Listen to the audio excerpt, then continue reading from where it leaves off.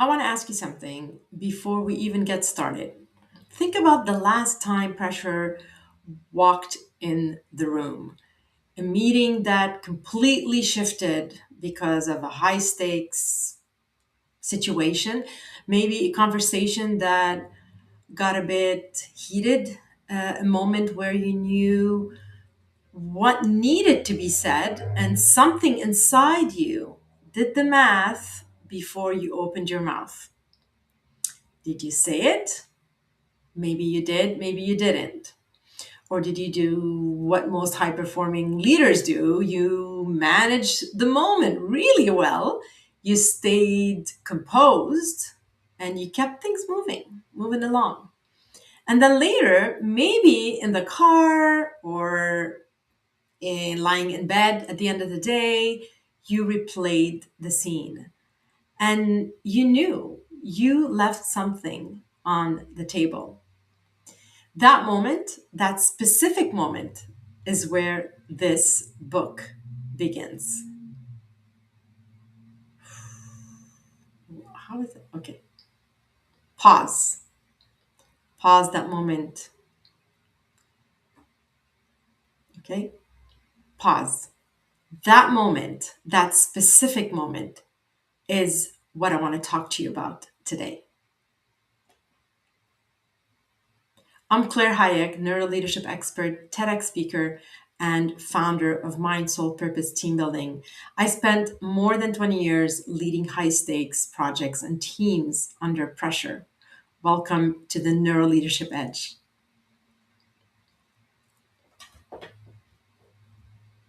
Okay, pause, pause, pause, pause. Well, here's something new. Today's episode is going to be different. This is me talking to you. I do not have a guest, and I know I do these once in a month. And I'm pulling back the curtain on something I've been building for 2 years. Yes, 2 years. A lot of people don't know. A lot of close people in my life don't know. By the end of this conversation, three things will land for you. One, my upcoming book, Calm Under Fire, what this book is actually about and why it's relevant to where you are right now as a leader. You also gonna have a piece of the research that will probably make you stop and think about your organization differently. And that research was and will be included. Okay, pause, pause. By the end of this conversation, you gonna learn three things. One, that I'm writing a book and it's called Calm Under Fire. But what's important about that, it's what Calm Under Fire is actually about and why it's relevant to where you are right now as a leader. Two, a piece of the research that will probably make you stop and think about your organization differently. That research will be in the book, of course, and what this book will be based on. And three, a special invitation to be part of this before the book launches. Let's get right into it. Okay. Pause, pause, pause. An invitation to be, and three, an invitation to be part of this book before it launches. All right.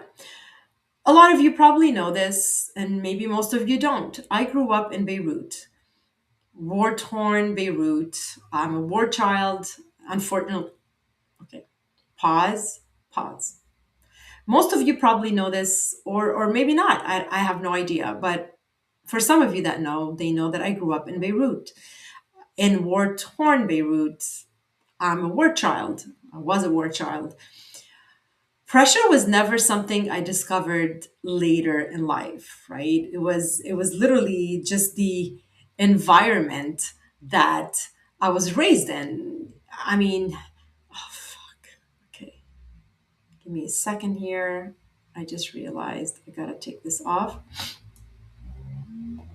Pause, pause, pause. Hmm?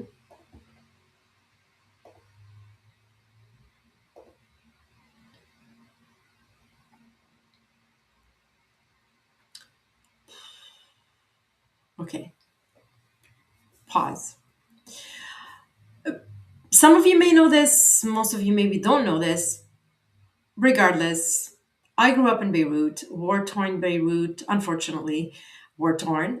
And I was a war child. Pressure was never something I discovered later in life. It was the environment I was raised in. I learned early on how to read a room before anyone said a word. You know, I learned how to kind of track what was being said and what was being carefully avoided in high pressure environments and in dangerous situations we actually were in. I mean, that wasn't full time, but it was very uncertain. Anything could shift at any moment, right? So I also learned how to stay composed when the ground under your feet was completely okay. I don't like that. Pause to track what was being said and what was being carefully avoided. Pause. And I got to also observe how adults stay composed when everything was at stakes, when everything was unpredictable around them. I guess that skill followed me into engineering, 20 years of engineering, of leading teams and high stakes projects.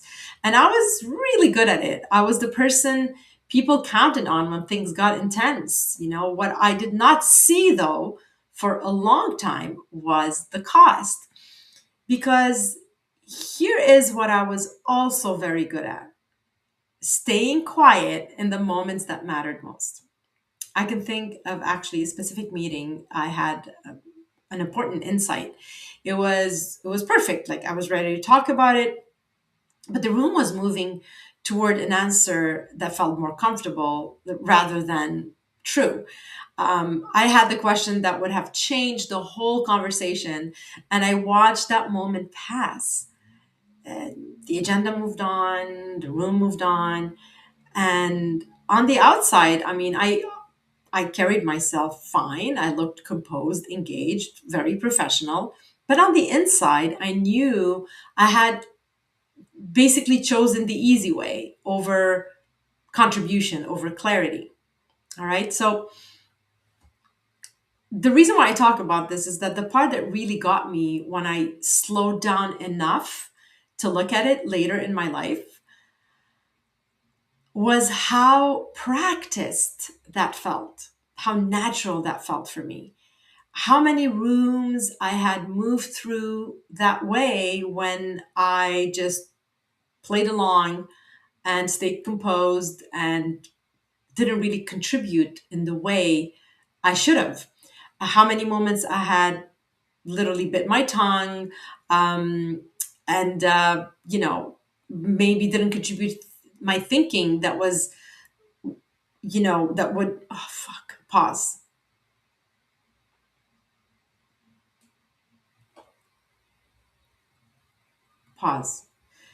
How many rooms I had moved through that way, how many moments I had avoided thinking that that was what good leadership looked like. And that is where my upcoming book, Calm Under Fire, starts, in that specific quiet cost. Okay, pause, pause. That is where my book, Calm Under Fire, starts, in that specific quiet cost. Here's what the brain is doing in that moment. I often talk about this. You're probably all experts about this now, but in case you're listening to this for the first time, the amygdala, that is sits, it's basically our survival brain, um, processes threat before the thinking brain, our prefrontal cortex, has a chance to even weigh in, right? So literally when we are under high pressure, high stakes, the whole body and the blood flow moves to the amygdala, because the brain is doing a great job keeping us alive. That's its only job, is to keep us alive at that point. But that means that if the blood flow is in the back, in the fight or flight survival brain, it's not in the prefrontal cortex, where our basically our brain CEO, where the clear thinking, focused thinking, alignment, calm, basically where you have access to all your talent and your skill set. So we're not there. We're in the amygdala. And side note, the body doesn't know and the brain doesn't know the difference between physical danger and social risk.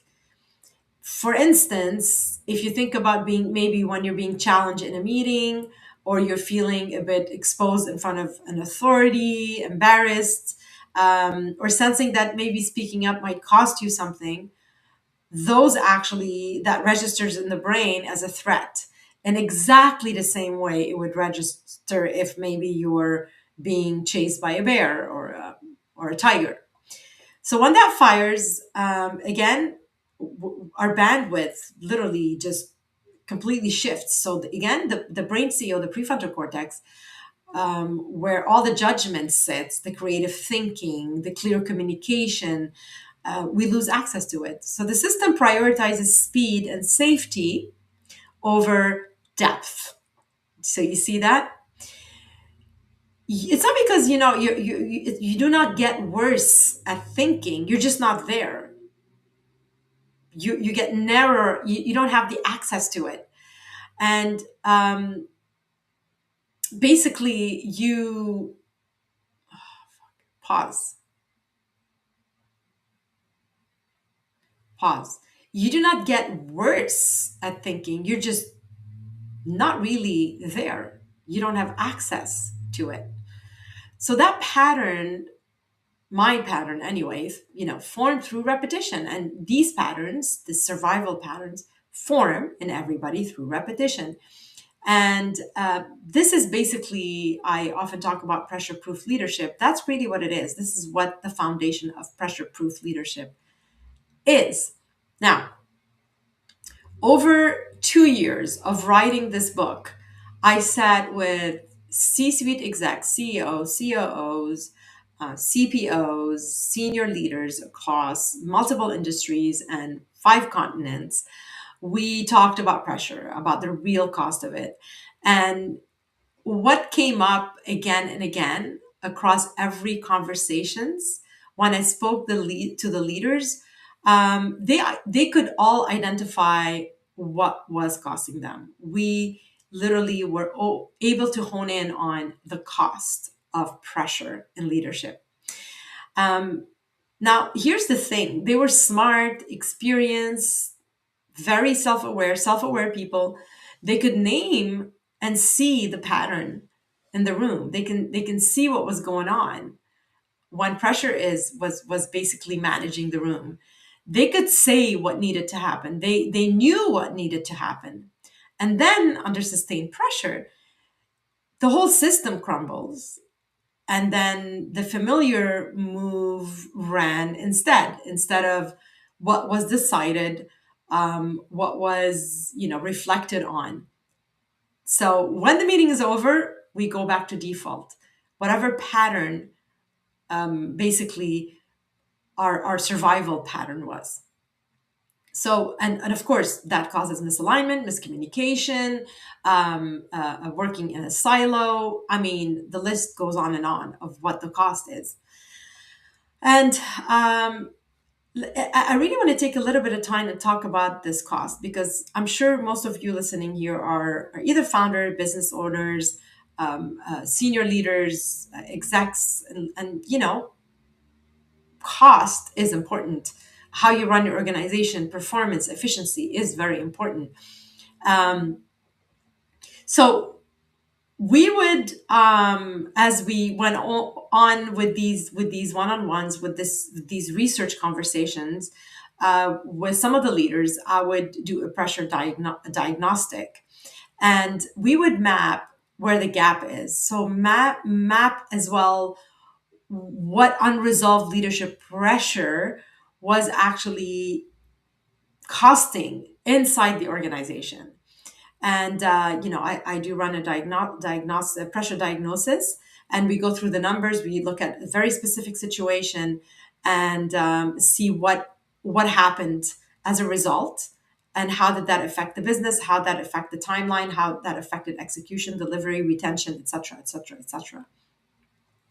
And it was amazing that what showed up was very consistent and very significant. Trust breakdowns that pretty much slowed decisions across trimesters, strategic initiatives that just went dark because people didn't have the bandwidth to see it through. Senior people operating below their capacity because the environment around them rewarded, containment, and being composed over contribution and really saying what really would change the situation or what would get people thinking or probably be the wise thing to say to get the conversation open and the creative juices flowing, right? And what's surprising about all this is none of that cost appeared anywhere on a financial statement. It was already in the numbers. It just pretty much infiltrated the numbers, and it's not really basically showing up right in front of the leaders that needed to see this, the impact of high pressure situation and how they affect the numbers, how they affect the performance, and how they affect the organization, its growth, its decision making, its misalignment or alignment, right? And when leaders, after we do the diagnostic, when the leaders saw it right in front of them, mapped out that way. And most of you know as well, I'm an engineer, so I came up with a really cool spreadsheet for the diagnosis. So it really calculates all the numbers and shows you exactly in a very conservative way, because we're not trying to make a point, we're not trying to exaggerate anything. We actually want to be conservative with our numbers just to really be clear on the cost of pressure, right? So the reaction that I saw was always the same, that the numbers were huge, they were significant. And I mean, we're talking somewhere between 500,000 to million, and sometimes even higher. And then they would say something like, that mattered actually more than the number. Something like, I knew this was costing us. I knew this was a disaster. I just never saw it at, okay, pause. And then they would say something that mattered more than the number. Something like, I knew it was costing us. I just never saw it coming, or pause, pause. And then they would say something that mattered more than the number. Something like, I knew it was costing us. I just never saw it this clearly before in an actual number. That gap between knowing and seeing clearly is where this book lives. This is why I wrote this book. The research on stress and decision making shows something specific and worth thinking about. Under sustained pressure, the brain does not lose its capacity for good thinking. It narrows its access to options. So I'm talking about sustained pressure, right? So then the system filters out certain paths that require more cognitive load and surfaces the familiar ones first. Pause, pause. Now, when we're talking about sustained pressure, daily pressure, the brain does not lose its capacity for good thinking, but what it does, it will narrow its access to the options that is available for it. So the system will filter out ways or paths that require more cognitive load and focuses on the familiar ones first. Does that make sense? So what feels like the obvious decision under pressure is often the well practiced one, but not necessarily the best one. Do you see how that works? Now, this is why experienced leaders make calls under pressure that they would not make in a calmer state. The knowledge is there. It's, of course, they have access to it. The conditions for using it, however, have is limited. It's been compromised. And pressure proof leadership is designed to keep the access open when the room heats up, when the stakes are high. Pause.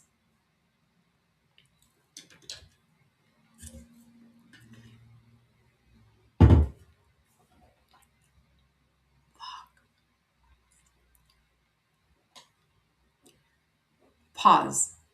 Calm Under Fire moves through a specific arc. Okay, it starts with and basically the recognizable moments, the meeting where you basically were contained, you didn't really you're composed, you didn't really share your insight, the conversation you probably managed instead of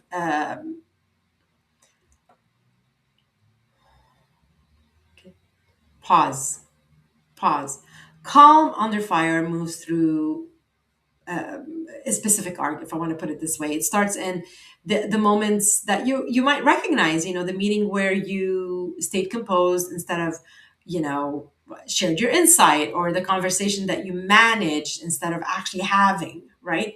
The decision that basically landed just a little bit off from where you would have landed if you were in your full clearest mind or clearest thinking. Okay, then the book traces how those patterns are formed, and the idea of this is it traces it as something to understand, basically, because these responses did not come from weakness. They come from intelligence, from a nervous system that learned, practiced, rehearsed through repetition, how to keep you safe in environments where pressure was present early on, right? So we move from recognizing these moments, and then we trace the pattern, and then we really get honest about what the cost is in leaders, in teams, in the organization, in your business. And then in the second half of the book, we shift through into what is actually possible when the nervous system has the condition it needs to access that skill level that you have. What calm authority looks like in real practice, and what the research says about how the state gets built and meant. Okay, pause. What calm authority looks like in practice, and what the research says about how that state gets practiced and gets built and maintained and wired. What leaders who have made the shift describe experiencing in the room they walked into afterwards. Ugh, yeah.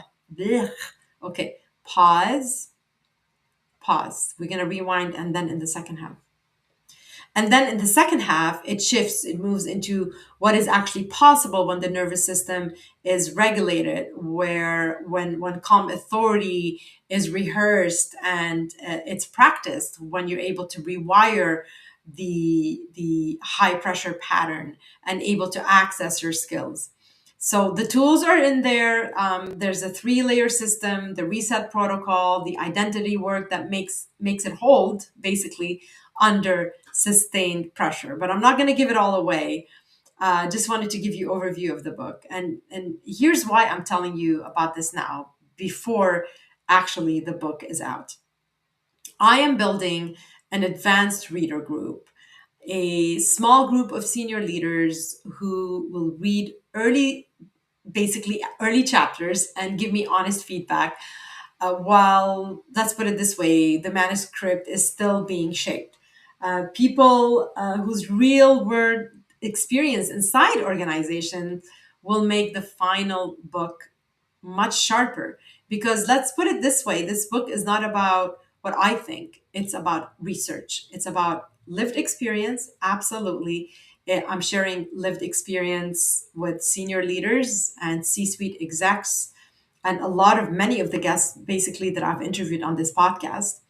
And but what's really important is the real feedback of real world experience.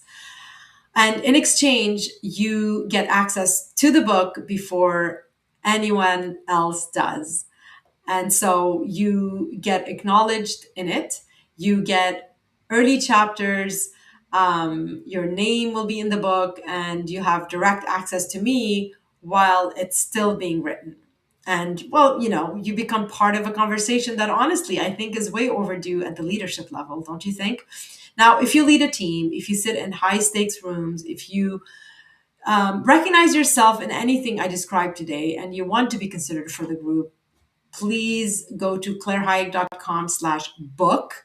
Very easy to remember, my full name.com/book, BOOK, and leave your name and contact. And I look at every single one of these personally, everyone, and I will be in touch when I'm ready to send you the chapters. This group is small, and I'm keeping it small. It's intentional. This is for a good reason. Now, before you move on from this episode, I want to give you one thing to take with you into this week. Think of one moment in the last month when your system stepped forward before you choose to, when you went quiet or moved faster. Okay, pause. Now, think of one moment in the last month where you went quiet or maybe moved faster than the situation needed, or just kind of smooth things out over maybe being honest and straightforward. Write it down in one sentence, then ask yourself, what was the system protecting? What was I protecting when I was doing that? um, and really, just simply this question, just that one question starts to make the pattern visible. It will make you see what lies underneath it.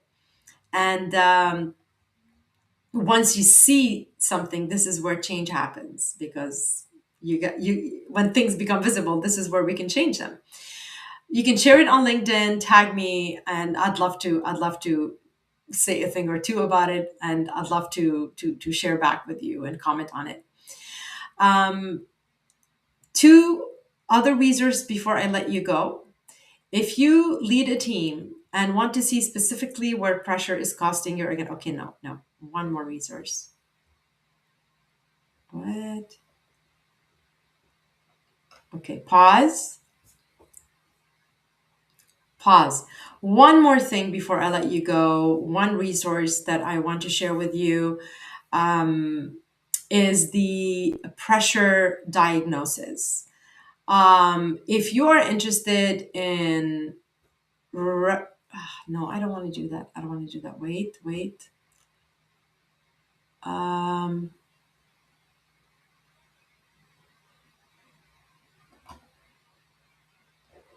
Wait.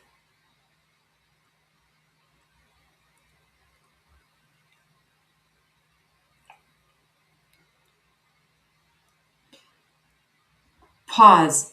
And well, okay. One last thing. Pause. And if today landed and you want to be part of the advanced reader group for Calm Under Fire, go to clairehayek.com/book. I would love to have you part of this, my new upcoming book, Calm Under Fire. Pause, pause. What did I change? Damn it. Pause, pause. And if today again landed and you want to be part of the advanced reader group for my book, Calm Under Fire, again, you see it on screen. Go to clairehayek.com/book. If you're listening to the audio, I will leave the link in the description. Now, don't forget to subscribe to the Now, don't forget to subscribe to the Neuro Leadership Edge.